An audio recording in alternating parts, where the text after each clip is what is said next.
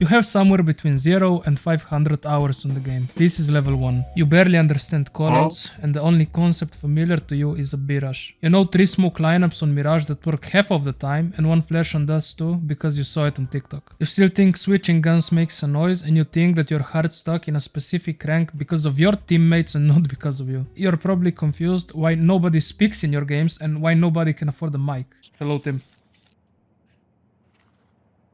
At this point, playing as a professional didn't even cross your mind yet, most likely. However, if it did cross your mind and your goal is to step on the professional stage one day, it's important that you're just playing the game and figuring out how the game works.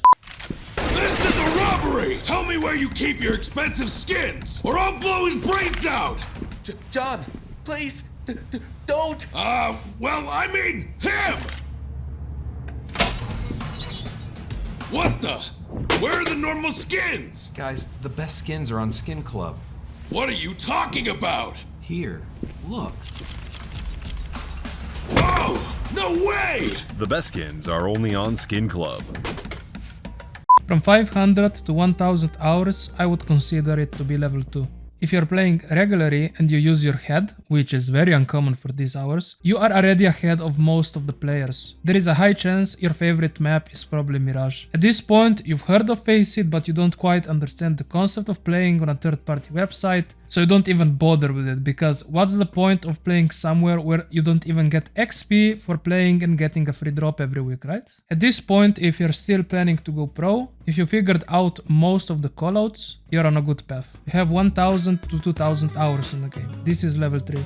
There is a high chance that you're regularly improving without putting in too much effort. You're also starting to understand how many cheaters there are on regular matchmaking. You also probably got your first knife at this point. If you're still planning to go pro, it's important that at these hours you start playing Faceit from time to time. AK in front of you. Nice one, my bad, I you're the almost goal. fucked up, bro. And you stop wasting your time on competitive or premier. There is a chance you still don't wanna hear about it, but you will figure it out eventually. If you figured out what kind of role you like while playing CS, you are on a good path, like probably, most likely. You have somewhere between 2000 and 4000 hours on the game. I would consider this to be level 4. These hours are kind of weird in your CS2 career. You either play the game only for fun and you minimally improve in these hours. Oh, they naded window. Or you're getting better fast. Nice. There is a chance you reached level 10 on Faceit and your ego is through the roof. Getting friends to play 5 stacks with you on Faceit is the best thing you can do at this point. Getting somewhat of an understanding of Team CS is recommended. Last guy is long AVP now. Amma, we pick together, okay? Yeah. 1, 2, 3.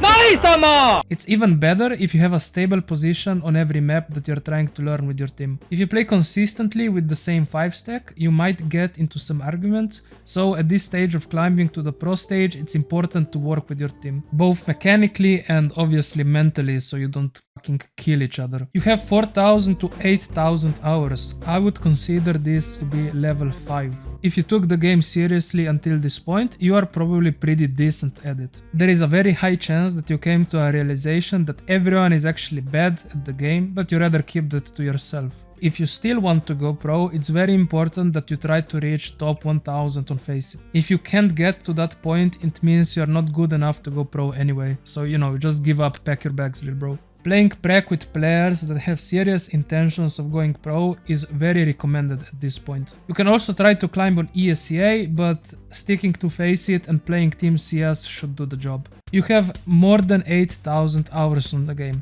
I would consider this to be level 6. In a very optimal scenario, you reached top 200 on Faceit. It's important to get to this point so teams that scout for players might find you and ask you to join their team for a salary. But you will only get that offer if you play good and you're not a complete fucking retard to your teammates. Thank you.